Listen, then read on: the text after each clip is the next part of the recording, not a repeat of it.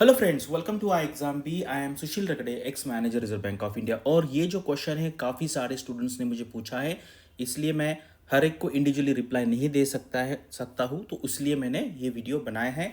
जो लोगों को इसमें कोई डाउट नहीं है वो यहाँ से वीडियो छोड़ सकते हैं, जिनको इंटरेस्ट है वो यहाँ से कंटिन्यू कर सकते हैं। तो यहाँ पे क्या है, SIDBI grade A and PFRDA grade A का जो फेज़ 1 का एग्ज़ाम है वो सेम डे पे है, 6 सितंबर को एग्ज़ाम है। करेक्ट। अभी जो नोटिफिकेशन में दिया है उस हिसाब से, और उस दिन और एक एग्जाम है, बैंक ऑफ बड़ौदा का एलबीओ का एग्जाम है, इसलिए मैंने लिखा है कि 3 एग्जाम्स ऑन सेम डे। अभी हमें क्या करना है, आपको किस तरीके से सोचना है, मैं आपको यहाँ पे एक फ्रेमवर्क दे रहा हूँ, उसके बेस पे आपको खुद को लॉजिक लगाना है। यार अगर आपको ना इस बड़े बड़े ऑर्गेनाइजेशन में ऑफिसर बनना है ना, तो ठीक है, मतलब किसी से आप पूछेंगे, लेकिन अल्टीमेट जो डिसीजन है वो आपको लेते आना चाहिए। ये मेरा यहाँ पे पर्पस है, क्योंकि हर बार मैं मुझ पे डिपेंड नहीं करना चाहता, आपको खुद भी सोचते आना चाहिए। इसको कहते हैं डिसीजन मेकिंग प्रोसेस। तो कैसे करना है, बहुत बड़ा वीडियो नहीं बनाऊंगा, 5-6 मिनट में ये हो जाएगा। तो यहाँ पे मैं आपको क्लैरिटी देने का ट्राई करूंगा। चलो यहाँ पे वीडियो स्टार्ट करते हैं।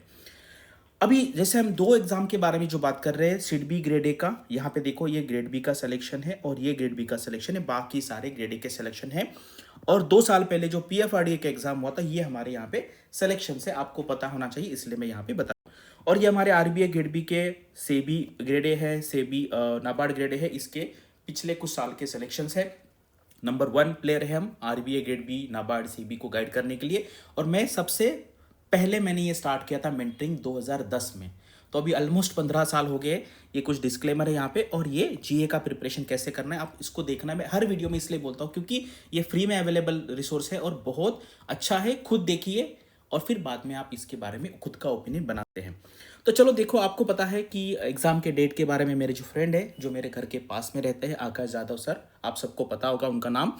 तो यहाँ पे उन्होंने एक बात यहाँ पे लिखी है कि पीएफआरडीए का एग्जाम जो है 6 सितंबर को होगा या 26 सितंबर को होगा। कभी कभी क्या है ना, organisation tentatively exam date book कर देती है, क्योंकि क्या हो गया, उसी डेट पे बीओबी का एलबीयू का एग्जाम भी 6 सितंबर को है। और यहाँ पे सर ने सिडबी का एग्जाम का डेट नहीं लिखा है, लेकिन नोटिफिकेशन में वो भी लिखा है, वो भी 6 सितंबर को है।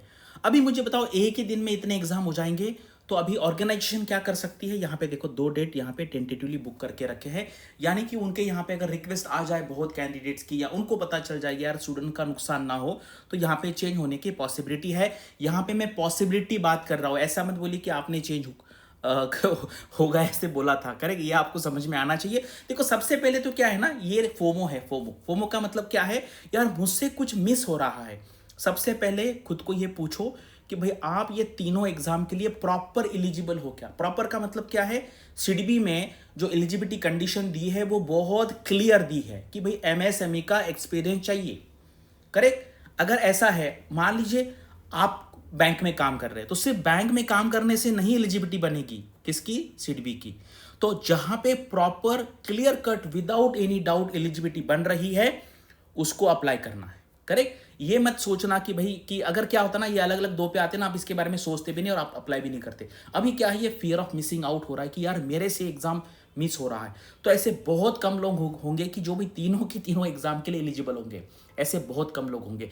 अगर आप तीनों के तीनों के लिए एलिजिबल है, तो खुद को क्वेश्चन पूछिए कि भाई आपका सबसे ज्यादा सिलेक्शन का चांस कहां है। ये आपको खुद को पहले पूछना चाहिए। करेक्ट। वो सिलेबस देख लीजिए और खुद को पूछिए कि भाई ये जो दिया हुआ है, पेंशन का आपको आता है क्या, कॉस्टिंग को आपको आता है क्या। करेक्ट। उसके बाद सिडबी का सिलेबस देख लीजिए। तो सबसे पहला क्राइटेरिया है एलिजिबिलिटी, क्लियर कट एलिजिबिलिटी होगी तो ही अप्लाई कर दो। सेकंड, सिलेबस देखो और देखो कि कहां पे सिलेक्शन के चांसेस ज्यादा है। अगर तीनों की तीनों के लिए प्रॉपर एलिजिबल है, तीनों का प्रिपरेशन कर सकते हैं, तो भी अप्लाई कर दीजिए।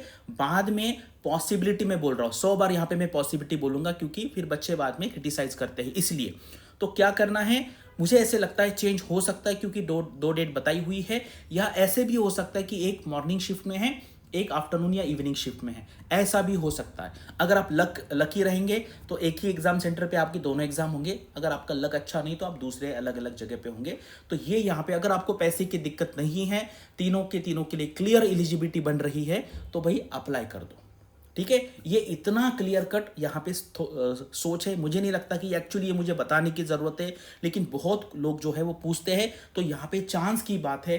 सबसे पहले तो मैं यहाँ पे बताता हूँ आपको, क्लियर कट एलिजिबिलिटी होगी तो तीनों की तीनों के लिए अप्लाई कर दो। जहाँ पे एलिजिबिलिटी का डाउट है वो छोड़ दो, करेक्ट। अगर पैसे की दिक्कत नहीं है तो तीनों को अप्लाई कर दो। फिर बाद में देखते हैं, अगर लक अच्छा होगा तो अलग अलग एग्जाम डेट होगी, लक खराब होगा तो भाई एक डेट पे होगी, लेकिन और उसमें लक अच्छा होगा तो एक सेंटर पे आ सकता है। और सबसे पहले खुद को ये भी पूछो कि भाई तीनों के तीनों आप डाइजेस्ट कर सकते हो क्या।